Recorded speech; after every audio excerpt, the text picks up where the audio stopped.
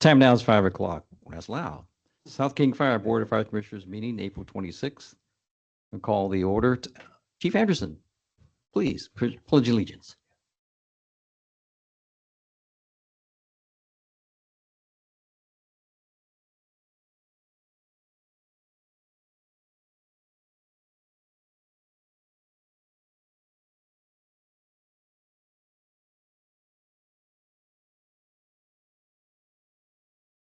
Thank you.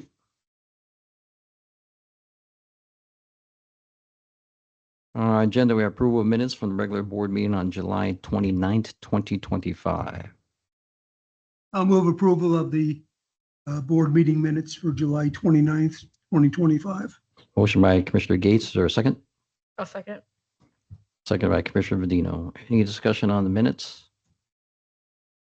Hearing seeing none, all those in favor say aye. Aye. Thank you. We have approval. Down to item number 4, Commissioner comments. I will start with Commissioner Gates. No comments, thank you. Thank you. Commissioner Vadino. Nothing for me, thank you. Commissioner Burrs. No comment. Commissioner Fuller. Yes, I have one comment. The firehouse lawyer, our distinguished attorney sitting back there, publishes a firehouse lawyer. I encourage you to take a look at the August edition. It's got some things that are applicable to us. He must have been reading our minutes or something and prepare and cherry pick some of the things we deal with. So I encourage you to read it. That's all. Ooh. Okay. Thank you. Just for myself, I just want to thank everyone who attended Chief Mack's funeral. I had the pleasure of honoring Chief Mack by presenting the state flag to his widow. It was a good showing. He did a lot of work for us and within the area and for everyone here. So did a lot of work. Thank you. So item number 5, public comments. Any public comments, please state your name and address for the record. Limit your comments to 3 minutes or less. Do we have any public comment?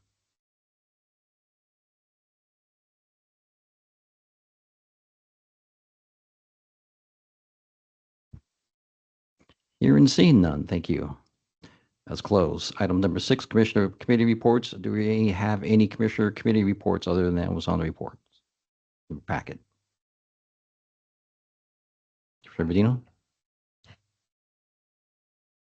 The Policy and Procedure Committee met on the minutes. It says we were going to send out the guidelines by the 21st. I've found a mistake and fixed the policy. So they will be sent out probably tomorrow to you guys to review. And then we met to discuss the credit card policy, which is on the agenda. Hiring committee met and we talked with ESCI and have that process started. And the finance committee met as well, and the minutes are in the packet if you have any questions. So on the commission policies or guidelines, it was on there for August 22nd to August 31st. So you're changing the date then for review from August 31st till. We'll send out an email tonight or tomorrow. That would be all month to take a look at it. And we really want your comments to come back. Okay. Quick comment on that, on those policies. So I asked today for a Lori for a copy. So is there a hard copy anywhere or a copy I can get those guidelines? Because the last one I had was way beginning when they're all crossed off. So I don't have a copy. So how do I get a copy? Is there a link or is there a Word document I can get or something, or where is it at? Are you asking?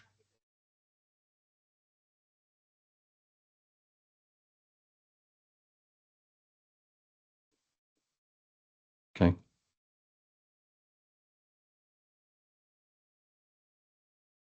Sure, I'll take those too. Thank you. Anyone else need a copy? Just whatever the current one is that will be voted on. Okay, thank you. So down to item number 7, approval of credit card acceptance policy. Everyone take a look at the policy. Secretary Gam, do you want to talk on that or we good? Sure. We presented two policies during the Finance and Audit Committee meeting. I believe they were also discussed in the Policy and Procedure Committee meeting. These two policies had financial implications to them. The credit card policy imposes a 3% transaction fee. We don't do anything financially without the board's involvement, so we felt it was appropriate to move that in front of the board and have you motion to approve that policy. The other policy, a donation policy, will be forthcoming. We determined that there were too many connections to the commissioner guidelines, which needed to be updated. So that one will be put before you once some changes to the commissioner guidelines are put into place. Are there any questions on the credit card policy?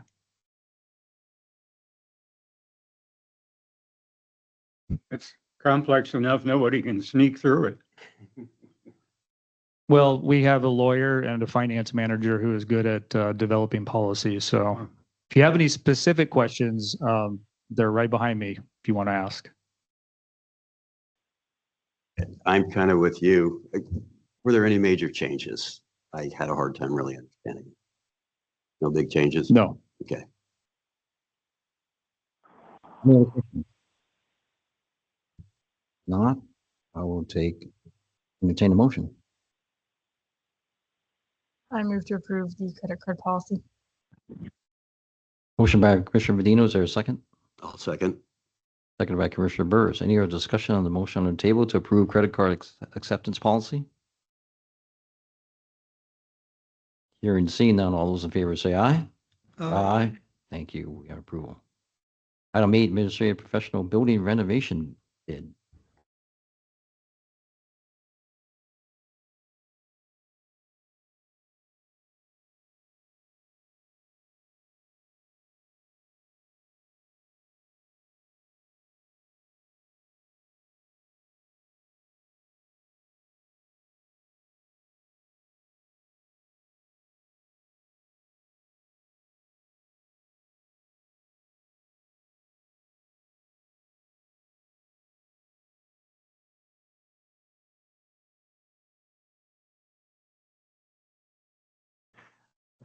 This is another item that was discussed during the Finance and Audit Committee meeting. We received bids on the fire admin building, formerly referred to as the Olympic building. There was a great deal of discussion that should be included in the notes here. So we just need to formalize the acceptance of the bid and award it to. Any questions on it? Commissioner Fuller, you look like you're reaching for your mic. There were several, I think two or three options. What was the difference between those? I'll let there are ad alts or alt ads of what you're referring to, and I'll let Director Lee speak to those. You have a mic?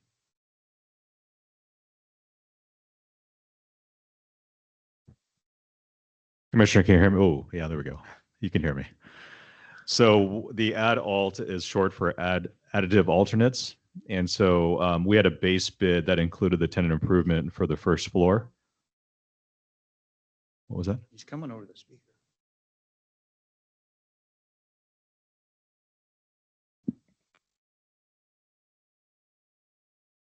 Test, test.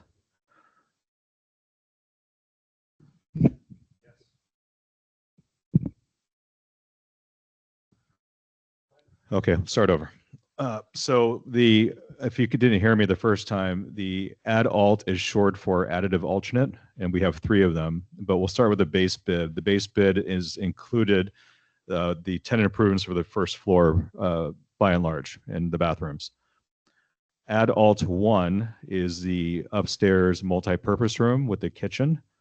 And so we had broke them out just because we weren't sure if we wanted to include all of them into the contract documents. And so this gives us the flexibility to say, well, base bid came in too high. I think we're going to stick with the base bid only and not go with adult 1, 2, or 3. So that's just kind of the rationale behind why we broke those out. Adult 2 actually is the water fountain. And so we decided that we want to move away from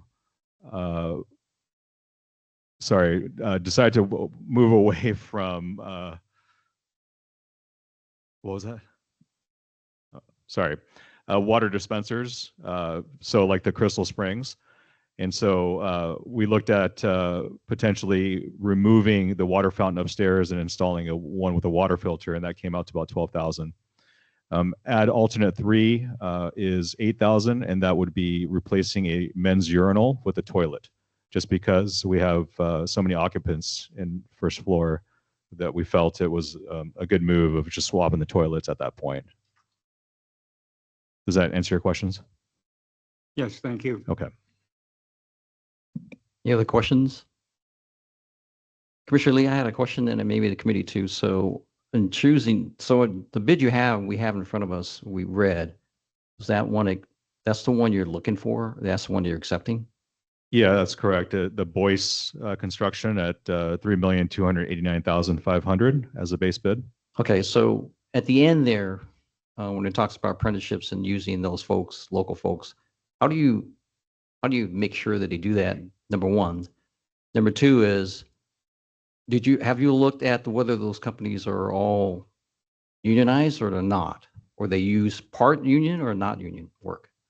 That I'm going to defer to Finance Manager Kelsey on for the procurement side.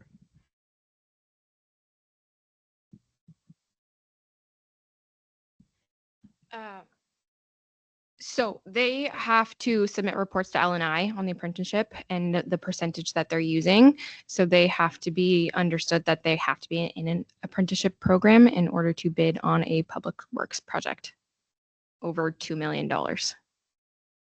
Okay, so on choosing the company, was there a consideration whether or not they're using all labor, union labor, or part labor, or we not? Because some of the companies I know use, like the first company you had on the list, 66% of them are unionized. The rest of it are subbed by other people. So my question is, when in choosing these companies, are we looking at that at all to make sure that what we're getting for a product is top notch? That is not one of the things we're looking at. That's just my question on that, because I saw the other companies. I didn't look out the other ones. But I guess for me, and since it is, we all know this is a labor state, number one. Number two is we're working with folks that have that type of skills. Should we be looking for folks that have that to do our buildings? That's my question. Commissioner Baruso, you ask a good question. And the apprenticeship utilization requirements are set forth in RCW under 3904. And essentially, you do have an apprentice utilization requirement, but it doesn't dig into the specifics of who those apprentices must be. It's typically left to the contractor. The municipality doesn't get to decide. We're just going through the legal process of making sure that they're prepared to comply with those apprentice utilization requirements. So we don't dig down during the bidding process of who those apprentices are going to be. That's something that gets worked out during the process, the actual contracting process, not at the stage of bidding. I hope that answers the question. Yeah, because I was also looking at some of the subs they had on there. Some of them are known, and some of them aren't. I think when you look at the work, I'm just asking the question because I'm just curious to see how the process went.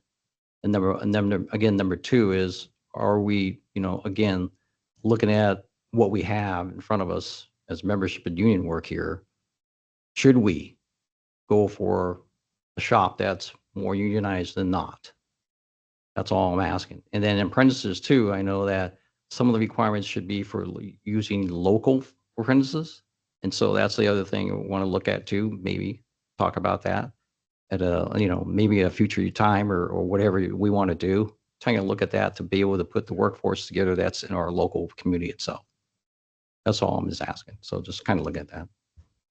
To add, Commissioner Baruso, I think that would be a policy decision. If the Board of Commissioners wanted us to only work with organized labor, that's something that the board would have to take on. That was not a requirement, nor was it an issue during the Finance and Audit Committee review of these bids. Right. As you know, we do have to pay prevailing wages. Yeah. Which I get, and not discounting that, but there are also, LNI has different laws on who they call apprentices and what they call journeymen. Their laws don't fall into sometimes into their policies don't fall into some of the laws. I ran into that at my job where they're calling folks journeymen, and journeyman can be someone that sweeps the floor and helps out, as versus someone that puts a sprinkler system in who's a journeyman. That's a journeyman fitter. That's either union or not union, but still a journeyman fitter. So the question always comes in is they're paying prevailing wage, sure, but then the argument comes back as at what prevailing wage you or what category you giving them. So I just want to put that in out there so everyone kind of realizes that LNI rules are a little different than what you see out there on the floors. That's all. So if we have to consider that, maybe, I just want to put that again. I just want to give everyone attention, because we all know that sometimes the work that gets done by folks that aren't, per se, I'm not saying all of it's bad, but a lot of it sometimes isn't up to what we want. And so when you have someone that comes in there that is part of that, that's unionized, that are or have those skills, we want to bring the best people in to finish our buildings. That's all. Thank you. I think that's all I have. Mr. Burrs? You're kind of speaking a little bit over my knowledge, but the general idea, I'm all for. Sorry. Okay. All righty.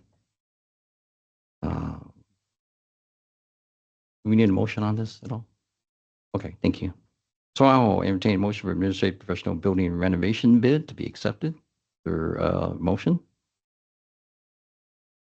I'll make a motion. I forget the whole big wording of it there. For the bid, All right. I make a motion to approve. I'll second that. Okay. Motion by Commissioner Burrs, seconded by Commissioner Fuller. Is there any other discussion on administrative professional building renovation bid? Oh, that's right.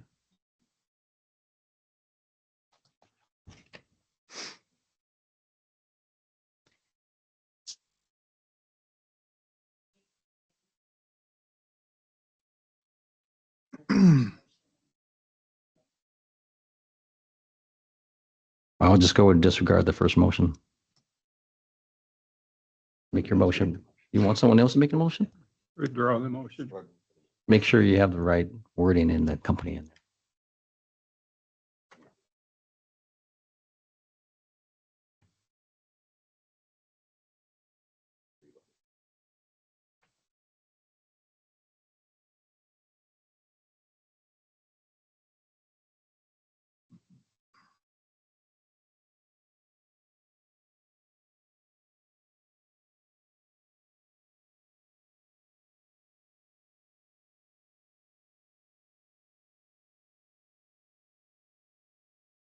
Right.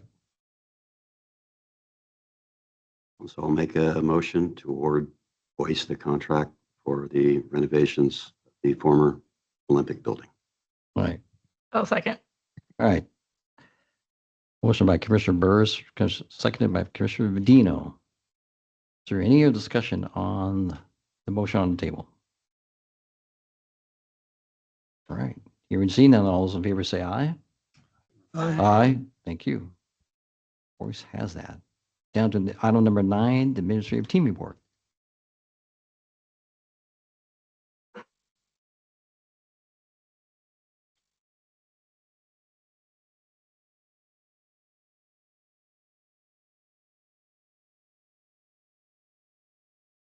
Hi, everyone. How we doing?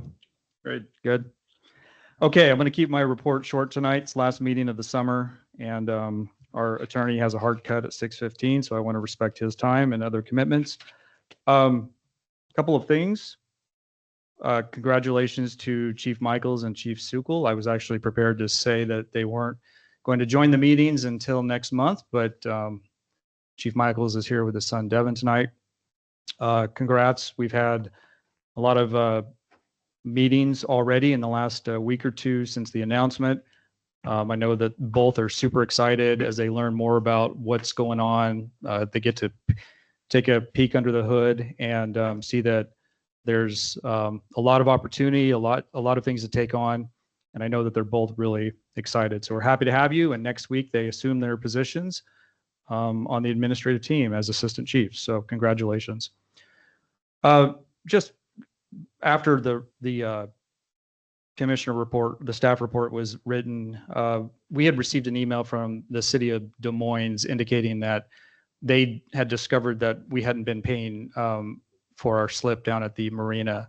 And so they were prepared to start charging us. But our recollection was that there was an agreement in place for us to protect the marina down there so that they wouldn't charge us. And Lori's really good at pulling out old contracts and agreements. And so we were able to supply those to the city of Des Moines, and they realized that in fact, that is the situation. We've had a longstanding agreement with them that indicates that because we would otherwise not need a boat other than the shoreline and the protection of the marina, that they would provide us a space down there. So I'm letting you know as our politicians, as our elected officials, if you were to interface with anybody at the city and that were to come up, we've squared it away. So Kidder Matthews, we've kicked off conversations with Kidder Matthews to represent us on the remarket of the 320th property sale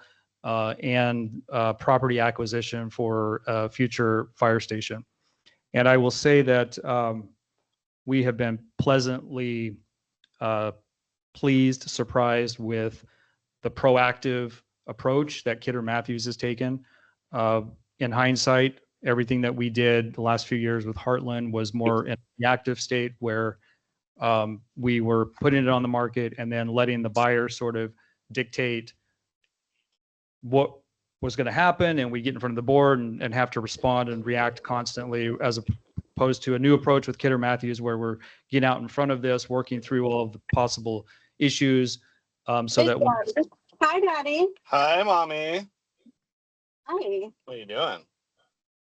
Doing some laundry. Can you yeah? mute that? Yeah, what are you doing? We've had a couple of distractions on the meeting tonight. Anyway, more to come on this, but we have two trains that we're running. We have the 320th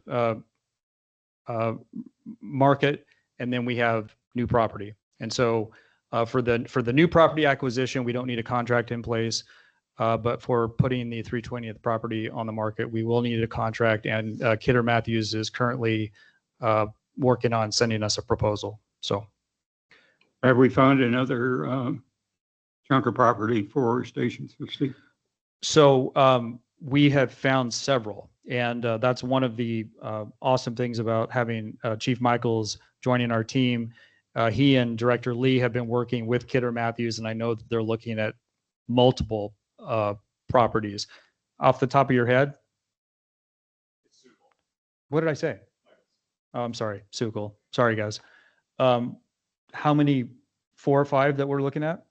Four parcels in the south end, kind of around where we were looking before, 336 and Pack Highway, down in that area. Thank you. Yep. All right. August marks our 1-year anniversary of passing the FBC. Chief Winter was one of the first to send me a message reminding me that things changed this time last year. And around the same time, and I put in my report, Cassie Swenson had contacted me that our education campaign was receiving a summit award. And so I had joined her and her husband. My wife and I joined her and her husband last week, where she was presented an award for the work on that. And so kudos to her. There were elements that were graded against sister agencies across the country. And the work that was done was certainly worthy of recognition. So that was nice for her to receive that award. And the plaque that she received also states South King Fire on it. So she's working on letting me know how much it would cost to get one of those so we can put it here. So it was a nice little recognition. Has Cassie's change in jobs change her relationship with us? Or is she still working for us?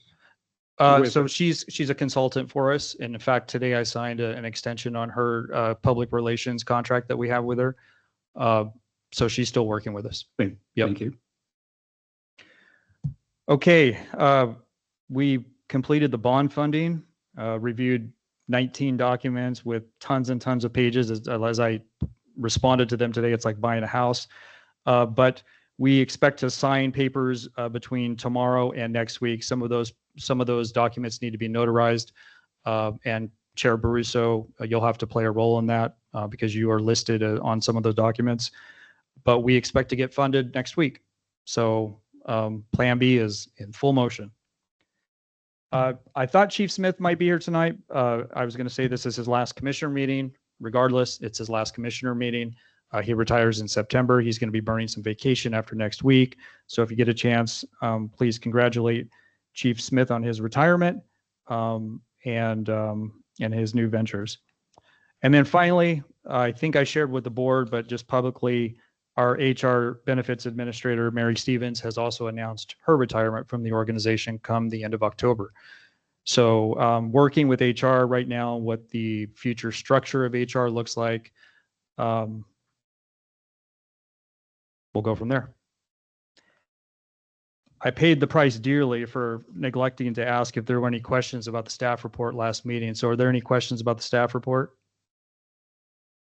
Commissioner Fuller. I got 2 pages of them, but I'll Two pages of questions? Oh, yeah. When your arm's all bent out of shape, you got plenty of time to read. Okay. Okay. Actually, I have a question on the audit. At the end of it, it says we could raise the rating if the district strengthens its financial reporting to use accrual methods under GAAP, the general accepted accounting principles, which we would view as a material transparency strengthening, and if local income indicators approach parity with the district's overlapping county. What is the logic for that? Or do you want to weigh in? I'll chime in too, but give us your thoughts on that. Well, most fire agencies in this area are cash basis. It's something that we could look at in the future to go to accrual, which is GAAP basically is accrual accounting. But most of our cohorts are cash basis. okay, we don't use what's called CRAP, commonly resorted to accounting employees. Okay. No, we don't. And as Kelsey stated, most jurisdictions, especially junior taxing districts, are cash basis. And that would be a wholesale change in our accounting practices. We're not necessarily opposed to that, but it's not something we would want to take on anytime soon. And we are right on the cusp, based off of that report, Yeah. we are right on the cusp of a AA+ to the AAA, and that is the only thing holding us back. Yeah. Which, you know, We if that's seem to what be- it is, it yeah, is. We seem to be getting a good results, and the feedback was very positive. Yes. Of the positive statements that the auditors made about how we have handled and our good reputation in handling those. Those were in the conclusion of the report also. One other question. I had an officer tell me on a scene in our neighborhood that we have so many calls, we can't always can't respond and have to resort to mutual aid. Does that happen often, or is that a infrequent, or is it just due to the number of calls we have and the number of stations we've got? I'll let somebody who's more in tune with that answer it. And make sure your mic's on, please, Chief Michaels. He didn't think he was going to have to say anything tonight.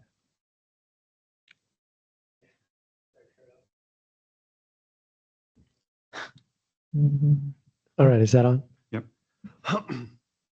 I can't give you exact statistics, but we are, we definitely rely on mutual aid a fair amount. I wouldn't say necessarily more than any of our surrounding departments, but we are understaffed. When you look at the calls per firefighter we have in our department, we don't stand up to those around us. But that is definitely something that the admin team has identified and is planning on addressing over the next couple of years in a very short order. And now that we have the stable funding, that makes it much more possible than it has in the past. We've got a sizable number of new recruits starting in. We have 15 that start the academy tomorrow. They're already in pre-academy, and we have plans to hire at least one academy next year, and then the following year, probably two. But that will depend on how we can work things out as far as timing, station bedding, and rigs. We've got to have the rigs to put them in. So those are all part of the same process. Chief Sukul, Mitch, Joe, the whole admin team is working on things that we've identified that need to happen so that we can increase our staffing. Now, 15 is the highest class we've had in there, I think.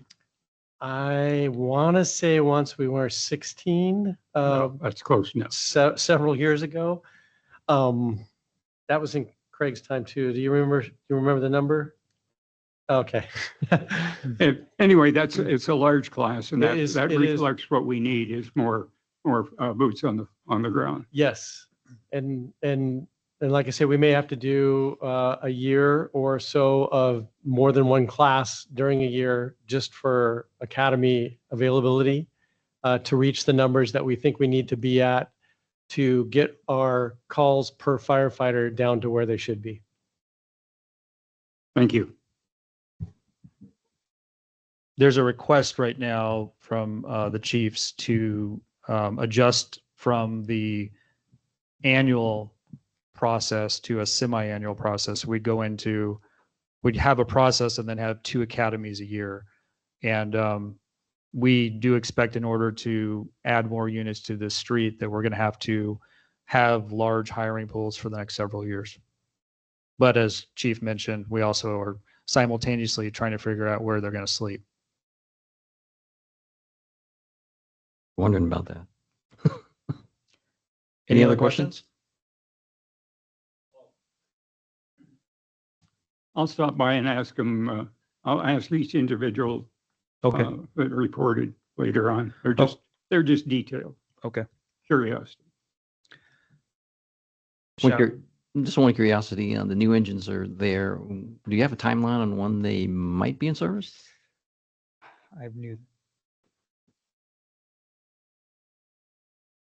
We got delivery of them this past month. And so now the fleet team are working through the nuances, working with the committee. We've ordered equipment for it. We got to get them decaled and all that fun stuff. So probably looking at either a late October, early November deployment. Okay, thank you. Any other questions? Okay, that's it. Thank you. We'll move on to item number 10, the August budget. All right. Well, last month was a big month. So we saw a little bit change in our budget position, but it got even better as we closed out August. So currently our target percentage for the year would be 66 and 6600%. We are currently 5 and 70/100% under budget. I don't think this has ever happened. I don't think it's happened in the 25 years that I've been here. Again, we know why. We have unfilled positions. We're in a great budget position. Our operations overtime is also tracking very well. That's a first in a long time too, to almost be on par with where we should be for the year. In previous years, we've fought this issue of being over budget in operations. So to see where we're at operationally too, we're just in a really good spot this year. And with the particulars, we have Finance Manager Barrett here tonight. This month we have mid-month totaling $83,385.80. Accounts payable warrants totaling $1,477,861.53. Payroll direct deposit totaling $1,862,910.07. Our EFTPS totaling $434,228.66. Our medical claims processed as of August 19th totaling $172,480.52 for a total approval of $4,030,866.58. Let me jump in real quick. I said that we should be at 66 and 67 hundredths of a percent. We're currently at 60 and 97 hundredths of a percent, which puts us 5 and 70 hundredths of a percent under budget, just for the transcript. Thank you. Any questions? Hearing and seeing none. Approval of vouchers. I'll move approval of the August vouchers. I'll second. Motion by Commissioner Gates, second by Commissioner Vadino. Any other discussion on approval of vouchers? Hearing and seeing none, all those in favor say aye. Aye. Aye. Thank you. That's approved. So item number 12, executive session. The board will convene executive session per RCW 42.30.1404B. That portion of the meeting during which governing bodies planning or adopting a strategy or position to be taken by the governing body during the course of any collective bargaining, professional negotiations, or grievance or mediation proceedings, or reviewing the proposals made in negotiations proceedings while in progress. Action may or may not be taken after executive session. During the board executive session would be Executive Director Ganem, District Chief Winter, Finance Manager Barrett, and Secretary Perry. Time now is 5:36. Recess for 10 minutes. So we will be back. Oh, excuse me. Yes. Time now, 5:36. We'll be back